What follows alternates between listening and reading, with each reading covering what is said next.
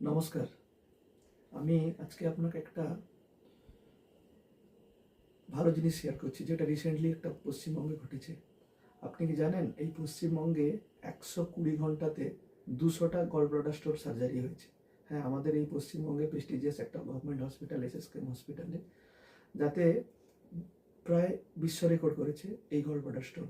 আসলে এই gall bladder stone দিনোত্তর এত বৃদ্ধি পাচ্ছে, সেটা বলার আর অপেক্ষা রাখে না। এই গল ব্লাডার স্টোন বেসিক্যালি কোথা থেকে হয়?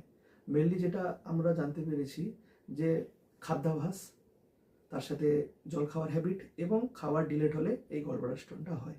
এই গল ব্লাডার স্টোনটা বেসিক্যালি আজকের দিনে যেটা মূলত হচ্ছে অ্যাসিমটোমেটিক, অর্থাৎ কোনো লক্ষণ বোঝা যাচ্ছে না।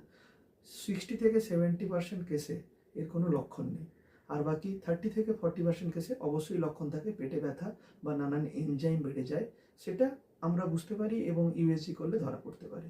কিন্তু বেসিক্যালি অ্যাসিমটোমেটিক কেসে তখন কি করে বুঝবেন?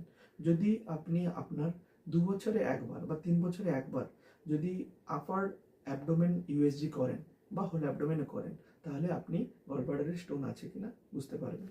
ট্রিটমেন্ট অপশান কি? ট্রিটমেন্ট অপশান অবভিয়াসলি অনেকে আয়ুর্বেদিক, হোমিওপ্যাথি বিশ্বাস করে, আমি বিশ্বাসের জায়গায় জানবো না, বাট ফাইনালি আপনাকে সার্জারি করতে হবে।